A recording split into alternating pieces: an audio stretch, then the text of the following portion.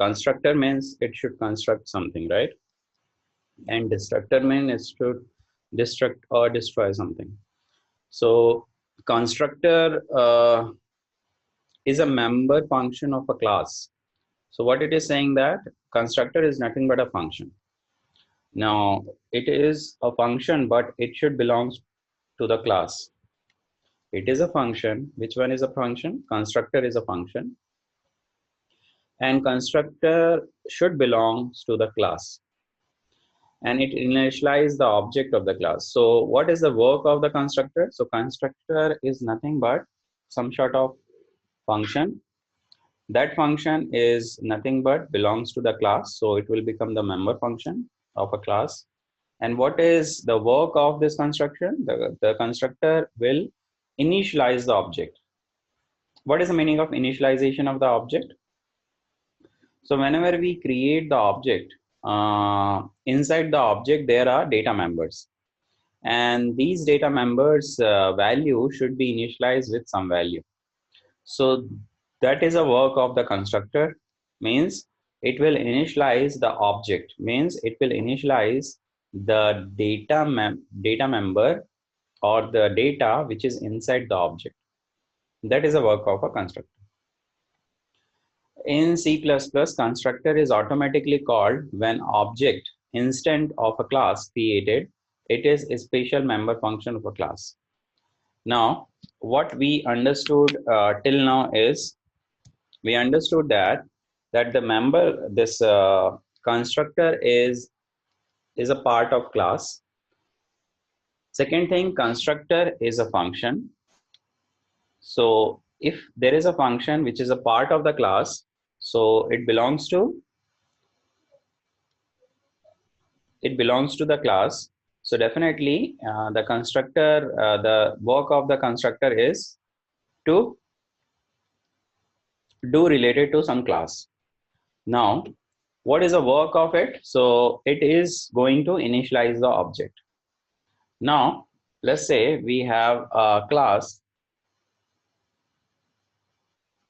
let's say class A, okay? And inside class A, let's say we have some member, let's say int A and B. So what do you understand by this? So inside the class A, we have two data member A and B. Now, what is a constructor? So the usefulness of the constructor is to initialize the object. So let me put some place for the constructor. So this is some place I am putting for the constructor. Now come to the main. Inside the main, what we do is we create the object. We create the object of the class. So let's say A, I have created an object obj. Once I'll do that, what will happen? Once I'll create the object,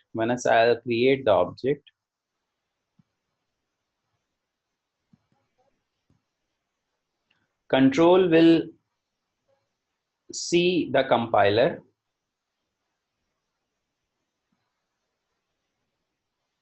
and it will ask the compiler that where is constructor. So it will ask the compiler where is constructor. When we create an object, any object of any class, when we create the object of any class inside the main or inside wherever you want to create you. So till now we have seen that we can create the object inside the main. So once we create the object, it will ask the compiler that where is a constructor. Now what is the usefulness of the constructor? Now I'll create one constructor here. Constructor is nothing but some sort of member function. So in a public part, I have a constructor.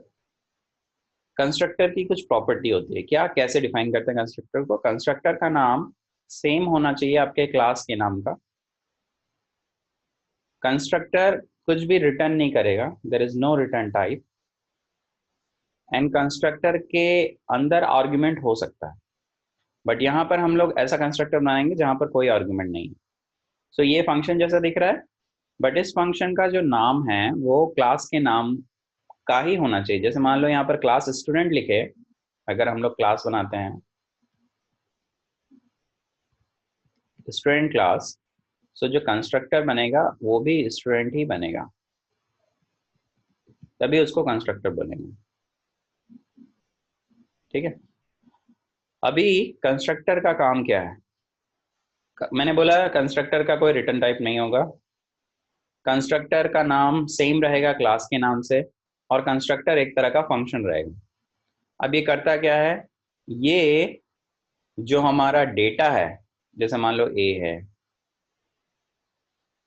और मान लो B है, उसको initialisation करने का काम करता है। Initialisation मतलब उसमें कुछ वैल्यू, इनिशियल वैल्यू पुट करने का काम करता है। कौन? कंस्ट्रक्टर। तो ये हो गया कंस्ट्रक्टर का डेफिनेशन। अभी क्या होगा, जैसे ही हम लोग ऑब्जेक्ट बनाएंगे, कंट्रोल कंपाइलर को पूछेगा, कंपाइलर को क्या पूछेगा? कंपाइलर को पूछेगा वेयर इज कंस्ट्रक्टर। कंस्ट्रक्टर, तो कंपाइलर बोलेगा कंस्ट्रक्टर यहाँ पर है, तो कंट्रोल आ जाएगा यहाँ पर। अब यहाँ से कहाँ जाएगा? यहाँ से उसके डेफिनेशन में जाएगा। डेफिनेशन क्या बोल रहा है? ए की वैल्यू को 0 करो और बी की वैल्यू को भी 0 करो।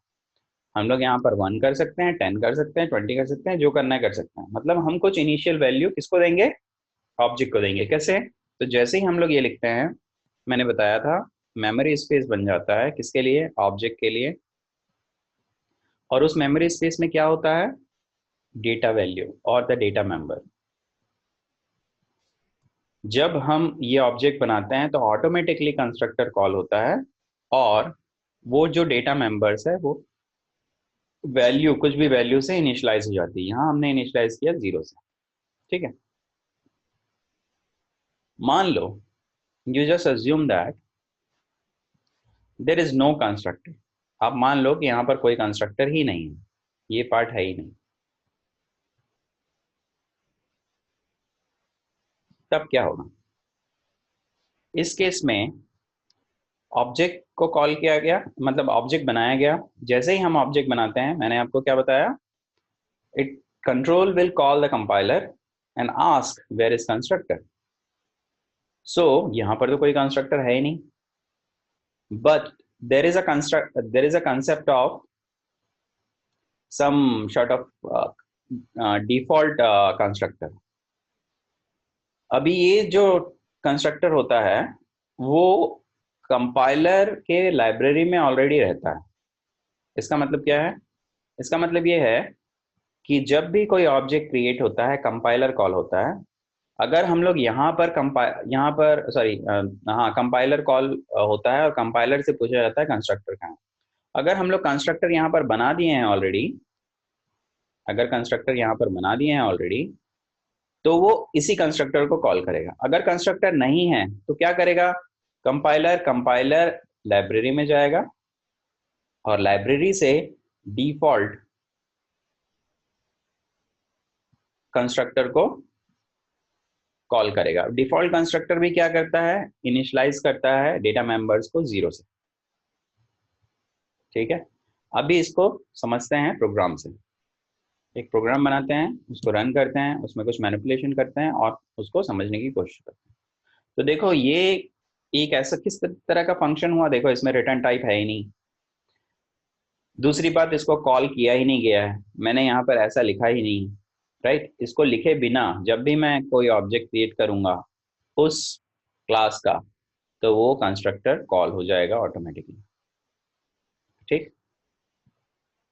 इसको एक प्रोग्राम के थ्रू समझते हैं हम लोग।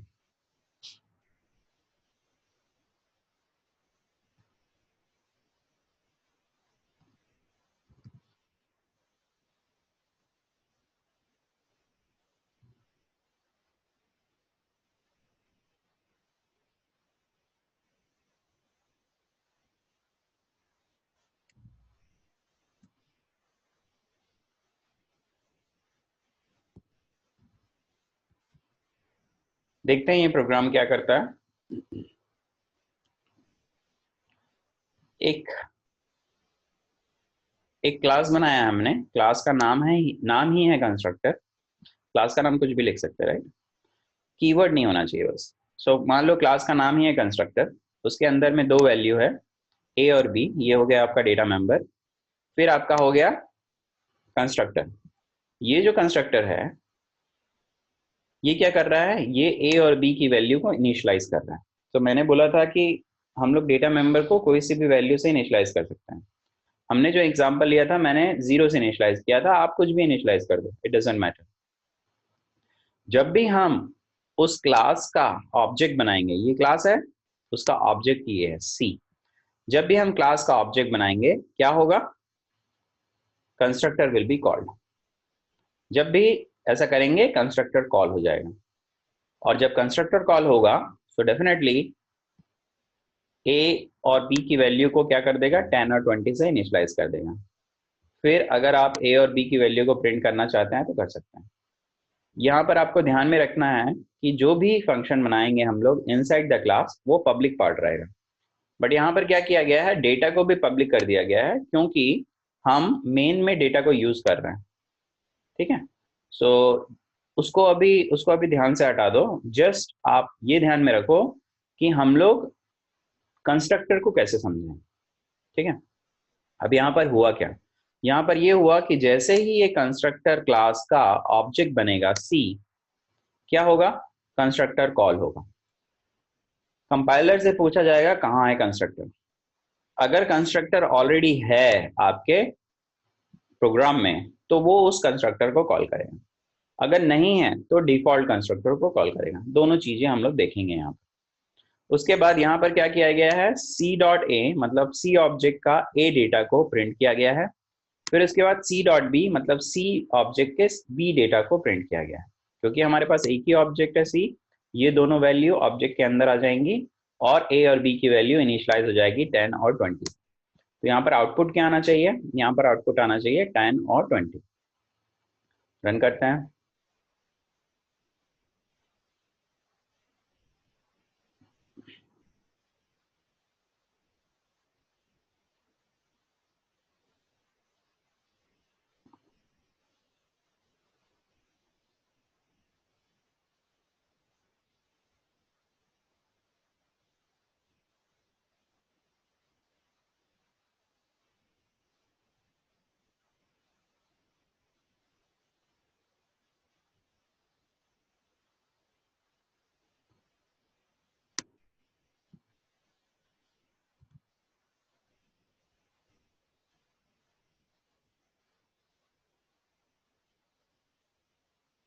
हम्म, तो आपका आउटपुट क्या आया, देखो आपका आउटपुट आ गया, ए की वैल्यू 10 और बी की वैल्यू 20। ठीक है। कैसे आया, मैंने बताया आपको कि जैसे ही ऑब्जेक्ट बनता है कंस्ट्रक्टर कॉल होता है। कंस्ट्रक्टर यहाँ पर इनिशियलाइज कर रहा है वैल्यू को 10 और 20 से। मान लो अगर कंस्ट्रक्टर हम लोग डिफाइन नहीं करते हैं, मान लो कंस्ट्रक्टर हम लोग डिफाइन नहीं करते हैं, तब क्या होता है। जब हम कंस्ट्रक्टर डिफाइन नहीं करेंगे तो मैंने आपको क्या बताया, जब भी कोई ऑब्जेक्ट क्रिएट होगा कंट्रोल कंपाइलर को पूछेगा कंस्ट्रक्टर कहाँ है। अगर कंस्ट्रक्टर आपके, ये जो कंस्ट्रक्टर है आपके प्रोग्राम में नहीं है, तो क्या करेगा, तब कंपाइलर अपने लाइब्रेरी में जाएगा और वहां के कंस्ट्रक्टर को कॉल करेगा। तब जो वहां के कंस्ट्रक्टर को कॉल करेगा तो हमेशा वो जो वैल्यू है वो 0 से इनिशियलाइज कर देता है। ठीक है, बाय डिफॉल्ट। चलो इसको रन करते हैं। तो देखो ए की वैल्यू क्या हो गई, 0, और बी की वैल्यू क्या हो गई, 0। समझ में आ रहा है।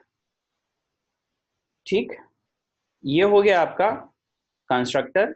इसमें हम लोगों ने क्या सीखा, इसमें हम लोगों ने सीखा ये एक तरह का कंस्ट्रक्टर है जिसको बोला जाता है डिफॉल्ट कंस्ट्रक्टर। डिफॉल्ट कंस्ट्रक्टर क्यों बोला जाता है, क्योंकि इसमें कुछ पैरामीटर हमने नहीं लिया है। जब कुछ पैरामीटर लेंगे उसको बोला जाता है पैरामीटराइज कंस्ट्रक्टर। एक और टाइप का कंस्ट्रक्टर होता है जिसको बोलते हैं कॉपी कंस्ट्रक्टर। कंस्ट्रक्टर के अंदर एक और ऑब्जेक्ट को डाला जाता है जिससे कि एक दूसरा ऑब्जेक्ट बन जाता है एक दूसरे ऑब्जेक्ट से। सो उसको बोला जाता है कॉपी कंस्ट्रक्टर। अभी तीनों कंस्ट्रक्टर के बारे में एक एक करके पढ़ेंगे। इस तरह का कंस्ट्रक्टर जब बनता है, इस तरह का मतलब कि जिस कंस्ट्रक्टर के अंदर कोई आर्ग्यूमेंट नहीं है, there is no argument at all, right, this is void. जब कोई कंस्ट्रक्टर के आर्ग्यूमेंट में जब कोई कंस्ट्रक्टर कोई भी आर्ग्यूमेंट नहीं लेता है तो उसको बोला जाता है default constructor.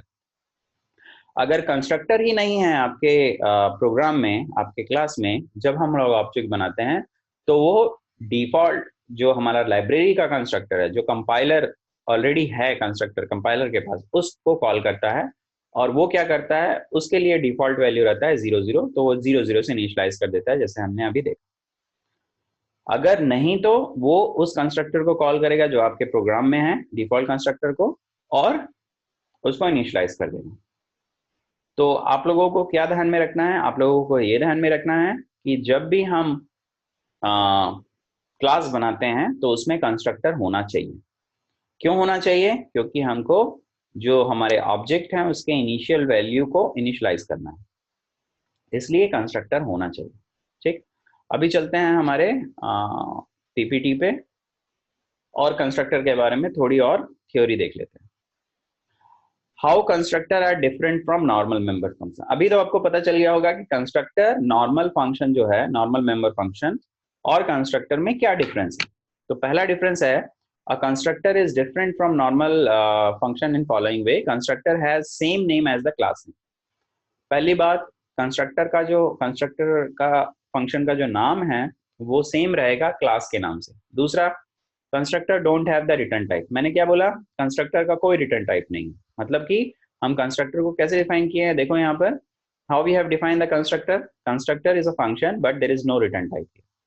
So there is a point. The next point is a constructor is automatically called when an object is created। जब भी कोई ऑब्जेक्ट क्रिएट होगा कंस्ट्रक्टर ऑटोमेटिकली कॉल होगा। मतलब कंस्ट्रक्टर को कॉल करने के लिए हमको एक्सप्लिसिटली कंस्ट्रक्टर को कॉल नहीं करना पड़ता है। हम जब भी हम लोग ऑब्जेक्ट क्रिएट करेंगे ऑटोमेटिकली कंस्ट्रक्टर कॉल हो जाएगा। If we do not specify a constructor, जब हम कंस्ट्रक्टर को स्पेसिफाई ही नहीं करते तो सी कंपाइलर क्या करेगा? It will generate a default constructor for us. तो वो क्या करता है? एक डिफॉल्ट कंस्ट्रक्टर को जनरेट कर देता है हमारे लिए, जैसा मैंने बताया। तो जब हमारे पास कोई कंस्ट्रक्टर नहीं है तो वो एक डिफॉल्ट कंस्ट्रक्टर को कंस्ट्रक्ट कर देता है हमारे लिए, और वो जनरली जो वैल्यू है उसको 0 से इनिशियलाइज कर देता है। Except no parameter and has the empty body. उसके अंदर में कोई पैरामीटर नहीं होता और उसकी बॉडी भी ऑलमोस्ट एम्प्टी ही रहती है। तो कंस्ट्रक्टर कितने प्रकार के हो गए? कंस्ट्रक्टर मेनली 3 प्रकार के होते हैं। पहला होता है डिफॉल्ट कंस्ट्रक्टर, जिसका जो पैरामीटर है उसमें कुछ भी नहीं रहता, there is nothing in the parameter. दूसरा होता है पैरामीटराइज कंस्ट्रक्टर, उसमें कुछ पैरामीटर हम लोग देते हैं। और तीसरा होता है कॉपी कंस्ट्रक्टर। कॉपी कंस्ट्रक्टर के पैरामीटर में हम लोग कोई दूसरा ऑब्जेक्ट देते हैं। समझ में आ रहा है? कोई दूसरा ऑब्जेक्ट देते हैं, बट वो ऑब्जेक्ट जो है उसी टाइप का होना चाहिए, उसी क्लास का होना चाहिए। जिस क्लास का हम ऑब्जेक्ट बना रहे हैं उसी ऑब्जेक्ट को ही हम यहाँ पर एज अ आर्ग्यूमेंट पास करेंगे। इसको बोलते हैं कॉपी कंस्ट्रक्टर। तो default constructor, parameterize constructor and copy constructor, ये 3 हमारे डिफरेंट टाइप ऑफ कंस्ट्रक्टर होते हैं। पहला हमने देख लिया what is a default constructor. Default constructor क्या होता है? तो पहली बात क्या है, जब भी हम लोग कंस्ट्रक्टर को बनाते हैं तो उसका नाम सेम होना चाहिए क्लास के नाम से। दूसरा चीज, उसमें कोई रिटर्न टाइप नहीं होना चाहिए। तीसरा चीज, कंस्ट्रक्टर को जब भी कॉल करते हैं तो वो जब भी हम लोग ऑब्जेक्ट क्रिएट करेंगे उसी समय कॉल होता है, और कंस्ट्रक्टर का काम है ऑब्जेक्ट को इनिशियलाइज करना। ऑब्जेक्ट को इनिशियलाइज करने का मतलब है ऑब्जेक्ट के अंदर जितने भी डेटा हैं उसको इनिशियलाइज करना। ठीक,